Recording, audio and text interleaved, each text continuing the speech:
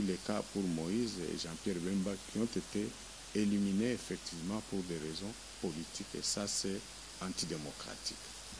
Nous souhaitons vivement que les élections se tiennent à la date prévue par le calendrier parce que notre peuple a tant souffert de conséquences. Très cher fidèle internaute de Congo François, bonjour. Plus que 3 mois pour savoir qui sera le successeur de M. Joseph Kabila Kabange. Donc, l'heure est grave. Les esprits s'élèvent, les camps se divisent. D'autres sont pour la machine à voter, d'autres contre la machine à voter. L'opposition, elle, ne sait pas comment se tenir. Y aura-t-il un candidat commun? Y aura-t-il un candidat de l'opposition qui va représenter totalement l'opposition, ou l'opposition ira en ordre dispersé? Ce sont les questions que le Congolais se pose. Ce sont les questions que chaque organe de presse, bien sûr, se pose. Aujourd'hui, nous recevons pour vous M. Georges Kapiamba, qui est un membre influent de la société civile. M. Georges Kapiamba, qui est le coordonnateur du mouvement citoyen ou l'organisation mouvement civil ACAJ, l'association congolaise pour l'accès à la justice. Donc, y aura-t-il élection, oui ou non?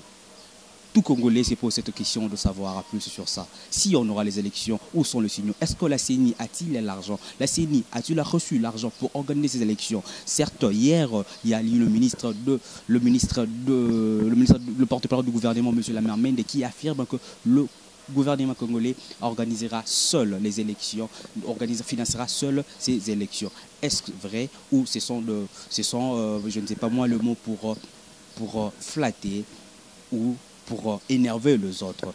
Suivez cette interview. On est avec M. Georges Kapiamba. Merci.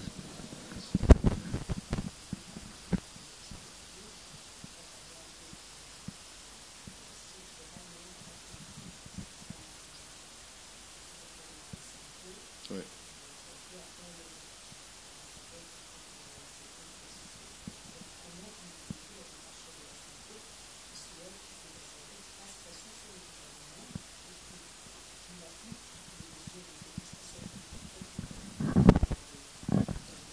Oui, il faut d'abord rappeler que les évêques de la CENCO sont les parrains de cet accord.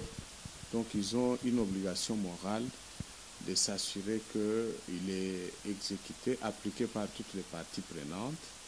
Et lorsqu'il y a des blocages, des obstacles qui sont constatés dans la mise en œuvre de l'accord, il est de leur droit de pouvoir solliciter toute personne susceptible de pouvoir influencer la mise en œuvre positive de cet accord. Donc, nous saluons la démarche de la CENCO à l'endroit du président zambien, qui est le président de la Troïka, qui est du comité sécurité et paix de la SADC, parce que c'est lui qui a succédé au président Lourenço, le président angolais, et il est indiqué qu'il puisse être informé des difficultés que le processus électoral est en train de connaître dans la République démocratique du Congo par rapport aux engagements de toutes les parties dans le cadre de l'accord, de manière à solliciter leur intervention des pays membres de la SADC pour que les choses marchent et que les résultats débouchent sur des résultats qui vont être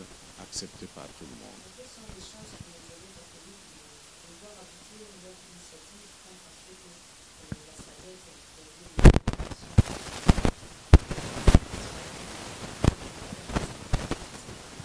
Non, je pense qu'il faut être prudent parce que ceux qui sont venus à Kinshasa, c'est des experts du forum qui est spécialisé. Le président zambien dirige un organe politique, un organe spécifique qui est en charge de la surveillance d'une gestion normale des conflits au sein de la SADC. Donc, après avoir reçu les sons des cloches de la part des évêques de la CENCO, je crois que lui étant l'un des destinataires des rapports de mission des membres du forum, des experts, ils vont essayer de tout vérifier et s'assurer que ce que le groupe des experts a rapporté reflète bel et bien et de manière authentique ce qui se passe sur le terrain. Je sais que même nous ne partageons pas les mêmes points de vue avec les experts de la SADC qui étaient là dernièrement, qui ont fait des déclarations qui nous ont tous étonnés, expliquant que tout le processus se déroule parfaitement. Ignorant même que la question notamment du recours à la machine à voter continue à diviser tous les acteurs et de nature à plomber encore le processus, sans oublier les problèmes de difficultés pour l'inclusivité, d'autres gestes qui sont attendus de la CENI pour que le processus soit réellement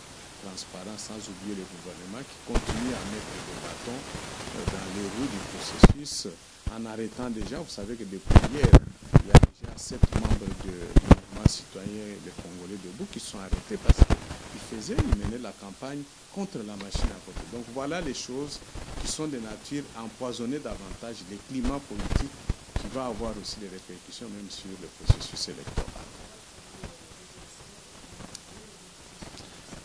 Nous souhaitons vivement que les élections se tiennent à la date prévue par le calendrier, parce que notre peuple a tant souffert de conséquences énormes de cette crise savamment organisée, entretenue par ceux qui sont au pouvoir, de sorte que le peuple se dote de nouveaux dirigeants qui vont se consacrer à relever les défis de la reconstruction du pays et de l'amélioration des conditions socio-économiques des citoyens, au lieu de laisser le pays s'embourber éternellement comme ça dans la mauvaise gouvernance, dans des crises qui ne profitent qu'à un petit groupe de citoyens.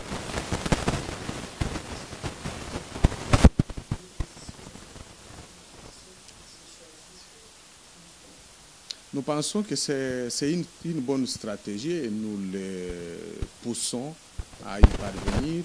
Nous avons déjà eu les échos qu'il y a eu des réunions successives qui se sont tenues ici à Kinshasa, à des niveaux élevés, mais aussi au niveau des experts qui semblent rassurer que l'opposition va finalement adopter une seule stratégie qui va lui permettre. Merci maître. Pensez-vous sans Moïse Katumbi, Jean-Pierre Bemba et M.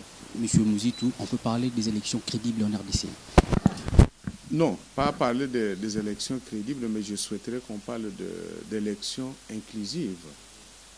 Parce que l'inclusivité sous-entend que tout citoyen, toute citoyenne qui répond aux critères posés par la loi ont la possibilité de participer au processus sans être éliminés pour des raisons politiques. Mais ce qui n'est pas aujourd'hui le cas pour Moïse et Jean-Pierre Bemba qui ont été éliminés effectivement pour des raisons politiques. Et ça, c'est antidémocratique. Votre candidat, excusez-moi, votre client, voilà, M. Sami Badibanga, qui a été repêché par la Cour constitutionnelle, pouvons-nous dire que l'appareil judiciaire fait maintenant son travail? Bon, on ne peut pas prendre un seul cas qui a abouti de manière positive parmi une dizaine, une vingtaine, une centaine qui sont mal gérés par la même justice et en faire une référence pour saluer le travail de la justice.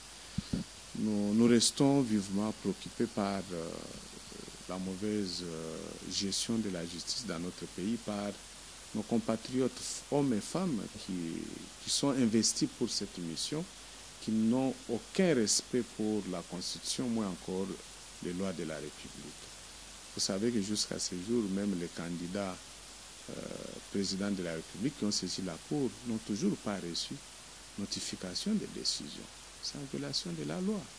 Tout ça, ce sont des indices qui démontrent clairement qu'ils n'ont pas cette volonté de servir la nation conformément aux lois et à leur propre serment. Donc, nous restons sur notre ligne pour considérer que la justice en RDC ne fonctionne pas conformément aux lois, mais elle fonctionne en fonction des dictats, des injonctions et des intérêts d'un petit groupe. Maître, vous avez défendu M. Sami Badibanga. L'ancien Premier ministre a joui, je ne dirais pas joué, mais a au moins dirigé les pays en étant Premier ministre comme belge. Vous, en tant qu'avocat, quelle peine, je ne sais pas quelle peine ou quelle sera la décision de la Cour après cette révélation? Ce que moi j'ai constaté, c'est qu'il a été nommé dans un premier temps alors qu'il avait encore la nationalité belge et que par la suite, lorsque la révélation est faite de la détention de cette nationalité, il a été obligé de pouvoir accomplir rapidement les formalités d'usage afin de recouvrer sa nationalité d'origine. Et c'est à la suite de l'accomplissement de ces formalités, consacrées par l'arrêté du ministre de la Justice, la délivrance d'un certificat de nationalité d'origine, que la deuxième ordonnance a été signée l'investissant comme Premier ministre. Donc, je pense que c'est quand même des signes qui démontrent les dysfonctionnements de l'État. Et ça ne doit plus se répéter. On ne doit pas encourager ce genre de choses. C'est ces cas pour punir les autres. Oui, c'est-à-dire que au moment où il a déposé son dossier en tant que candidat président de la République auprès de la CENI, le 5 août passé, il était déjà congolais d'origine, parce qu'il avait déjà terminé les formalités, il avait déjà recouvré sa nationalité de congolais d'origine. Là, ça pose aucun problème. Et d'ailleurs, c'est sur cette base-là que nous avons plaidé pour obtenir de la Cour constitutionnelle l'invalidation, l'annulation de la décision de la CENI qui l'avait écarté de la liste des candidats présidents de la République au motif qu'il a perdu la nationalité congolaise et lorsqu'il l'a recouvré, il n'a recouvré que la nationalité congolaise d'acquisition. Une dernière question. Il y a les autorités belges qui voyagent, qui organisent des élections, des réunions pour parler de la République démocratique du Congo. Pouvons-nous parler de l'ingérence ou les autorités belges qui étaient en Afrique du Sud et il est maintenant en Angola pour discuter du problème congolais? Vous voudrez parler de M. Didier Rendès? Oui. Oui, je sais, nous suivons tous l'actualité internationale. Je sais qu'il a fait une tournée diplomatique, il a conduit en Afrique du Sud et puis en Angola, à l'occasion de toutes les rencontres officielles qu'il a eues dans ces deux pays. Ils ont notamment parlé aussi de l'évolution de la situation en République démocratique du Congo. Mais je voudrais dire qu'il n'y a pas d'ingérence et les Congolais ne doivent plus se laisser tromper par qui que ce soit, surtout par des leaders de mauvaise foi. Lorsque la RDC est mise dans cette situation, qui est entretenue par certains Congolais, ça constitue une source de déstabilisation. À la fois pour la RDC, parce qu'aujourd'hui, les Congolais ne savent plus vivre. Tout est déstabilisé, l'économie, le social. Il n'y a plus de Congolais qui peuvent nouer les deux bouts de mois comme il se doit. Vous avez vu la rentrée scolaire, comment les gens ont eu de la peine. Et nous connaissons jusqu'à ce jour beaucoup de parents qui ne savent pas envoyer leurs enfants à l'école par manque de moyens. C'est une déstabilisation. Donc, cette situation a aussi des répercussions sur les autres pays voisins. Parce que quand les Congolais ne trouvent plus le mieux vivre ici, ils ont tendance à aller là-bas. Et quand ils vont là-bas, ils ajoutent la charge aux autres autorités. Ça provoque aussi des tensions. Rappelez-vous des 43 000 Congolais qui ont dû fuir les provinces du Kasaï pour aller en Angola. Donc ça a créé des problèmes. Donc, il est de l'intérêt des pays voisins à la RDC d'exprimer leurs soucis par rapport à la façon dont la crise est gérée par les autorités congolaises, par les acteurs congolais, en faisant aussi appel à d'autres acteurs internationaux pour trouver des solutions pouvant aider les Congolais à sortir. Les Congolais parlent de l'ingérence, ils disent que cela n'est pas possible car le RDC ne s'est jamais investi pour parler des problèmes angolais, zimbabwéens ou... Oui, mais qui les empêche? Qui les empêche de regarder ce qui se passe? C'est une diplomatie qui est limitée. Dans le monde d'aujourd'hui, vous ne pouvez pas penser vous contenter seulement de votre propre situation. Aujourd'hui, le monde est globalisé. Ce que nous faisons, nous élaborons chez nous, ne peut marcher qu'en tenant compte aussi de l'ensemble du contexte international, sous-régional. Donc, la RDC doit sortir de cette situation. Vous savez qu'aujourd'hui, la voix de la RDC ne porte plus sur le plan diplomatique. Nous sommes un pays confiné dans des sanctions, dans un isolement diplomatique. Nous n'avons plus de la place dans les concerts des nations. Ce n'est pas normal. Un grand géant comme nous le sommes, nous qui avons eu, ce pays a dicté même la conduite de beaucoup de choses en Afrique. Mais aujourd'hui, nous sommes devenus comme une sorte de parias. Ce n'est pas normal. Donc, ils ne doivent pas se contenter de cette situation parce qu'ils les arrangent dans le sens où ils gèrent, ils tirent les profits, ils s'accaparent de tous les revenus que le pays produit et puis penser que nous sommes contents. Non, nous devons sortir de cette situation et regarder ce qui se passe par exemple du côté de l'Angola. Si ça peut avoir des répercussions négatives sur notre situation, sur la situation du peuple congolais, la RDC a le droit d'agir, d'en parler pour que ça cesse. Cette dernière question, au cas où il n'y aura pas élection, êtes-vous pour une transition sans M. Kabila, comme vous avez plaidé il y a autrefois? Nous pensons qu'il faut continuer à travailler pour qu'il y ait élection. Et les élections doivent se tenir. Nous montre qu'il ne peut pas avoir aussi élection. Oui, mais il faudrait alors que le peuple tire les conséquences. Si le 23, il n'y a pas élection, tire les conséquences. Parce que s'il n'y en a pas, alors qu'elle devait se produire, se tenir depuis décembre 2016 jusqu'à ce jour, c'est parce qu'il y a eu un problème de leadership dans les chefs du président Joseph Kabila, qui n'a pas pu mettre en mouvement tous les moyens qu'il fallait, politiques, administratifs.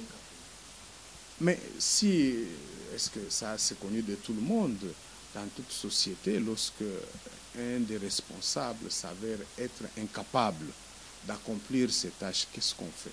On les met à l'écart pour pouvoir donner la chance à ceux qui peuvent présenter des capacités voulues et conduire le projet jusqu'au bout, dans l'intérêt de tout le monde. Parce que s'il y a élection, ça va aussi le profiter. Et tant largement au-delà de son mandat, s'il y a son successeur qui est vite connu, je crois que ça va lui permettre d'aller faire autre chose, notamment réintégrer le Sénat pour servir la nation en tant que sénateur. Merci maître pour votre disponibilité. Merci d'avoir suivi cette interview. C'était bien M. Georges Kapiamba, comme je disais, coordonnateur du mouvement citoyen ACAJ, qui est une organisation de société civile. Voilà, c'était les propos de M. Georges Kapiamba, qui estime que la justice congolaise a encore du travail à faire, que les élections pourront avoir lieu. Si ces élections n'ont pas lieu, donc on pourra bel et bien écarter les autorités qui ont fait en sorte que ces élections ne soient pas organisées. C'était M. Georges Kapiamba. Tout le propos qui était dit dans cette émission n'engage que l'invité. C'était votre humble serviteur Moïse Katumba Ingila à l'antenne. J'ai dit merci beaucoup à Alain BCBG qui était derrière la caméra et à mon boss M. Didi Pumba qui nous a donné cette opportunité de parler avec vous, de discuter de l'actualité politique. En tout cas, je vous demande de rester branchés sur Congo France et abonnez-vous massivement car sur Congo France, vous ne serez jamais déçus. Merci beaucoup.